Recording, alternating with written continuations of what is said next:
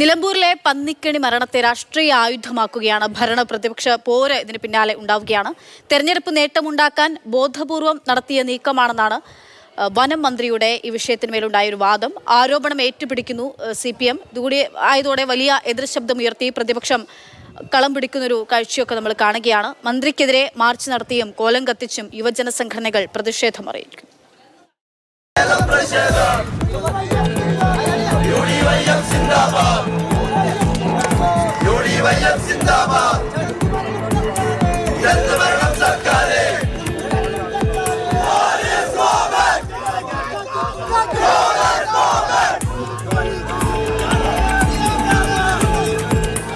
നിലമ്പൂരിലെ ജില്ലാ ആശുപത്രി പരിസരം അർദ്ധരാത്രിയിലും സമരമുഖരിതമായിരുന്നു. വൈദ്യുതി വകുപ്പിനും സർക്കാരിനുമെതിരായ രോഷം തിരഞ്ഞെടുപ്പ് ഭൂമിയിൽ അലയടിച്ചു.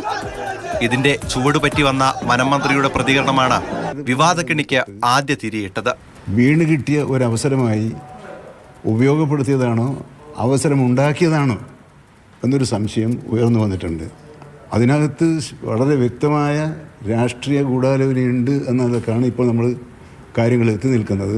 ഒരു പടി കൂടി കടന്ന CPM അറസ്റ്റിലായ പ്രതിയുടെ ഫോൺ രേഖകൾ പരിശോധിക്കണമെന്നും സമഗ്രമായ അന്വേഷണം വേണമെന്നും ആവശ്യപ്പെട്ടു. അദ്ദേഹത്തിന്റെ ഫോൺ കോൾ ഉൾപ്പെടെയുള്ള കാര്യങ്ങൾ പോലീസ് ശ്രദ്ധയോടെ പരിശോധിക്കുന്നു തന്നെയാണ് ഞാൻ പ്രതീക്ഷിക്കുന്നത്. ജനങ്ങളെ വന്യജീവികൾക്ക് വിട്ടുകൊടുത്ത സർക്കാർ ഗൂഢാലോചന എന്ന വൃത്തികെട്ട ആരോപണം ഉന്നയിക്കുകയാണെന്ന് പ്രതിപക്ഷം വിമർശിച്ചു. ഈ ഒരു മരണത്തെ രാഷ്ട്രീയവൽക്കരിച്ചത് മന്ത്രിയാണ്. അദ്ദേഹത്തിന്റെ വകുപ്പിന്റെ കെടുകാര്യസ്ഥതയാണ് ഇന്ന് കേരളം ആകെ അനുഭവിക്കുന്ന പ്രയാസം. വനാതിർത്തികളിലെ ജനങ്ങളെ വന്യജീവികളുടെ വിട്ടുകൊടുത്തുകൊണ്ട്, വിധിക്ക് വിട്ടുകൊടുത്തുകൊണ്ട് ഒരു നടപടിയില്ലാതെ നിഷ്ക്രിയനായിരിക്കുന്ന ഒരു മന്ത്രിയാണുള്ളത്. ആ മന്ത്രി ഇതിൽ ഗൂഢാലോചന കുറ്റം ആരോപിച്ചിരിക്കുക. എത്ര ഹീനമായ തരത്തിലാണ് സംസാരിക്കുന്നത്. പ്രതിഷേധം മയപ്പെടുത്താൻ യുവജന സംഘടനകളും തയ്യാറായിരുന്നില്ല. നിലമ്പൂരിൽ UDYF പ്രവർത്തകർ വനം മന്ത്രിയുടെ കോലം കത്തിച്ചു.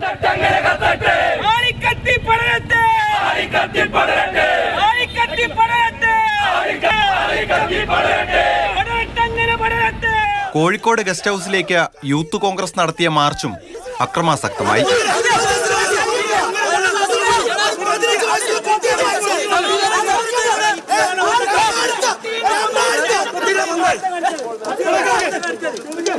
നിലമ്പൂർ ഉപതെരഞ്ഞെടുപ്പിന് ദിവസങ്ങൾ മാത്രം ശേഷിക്കെ വിഷയം സജീവ ചർച്ചയാകുമെന്ന് ഉറപ്പ്. News desk, Mathrubhumi news.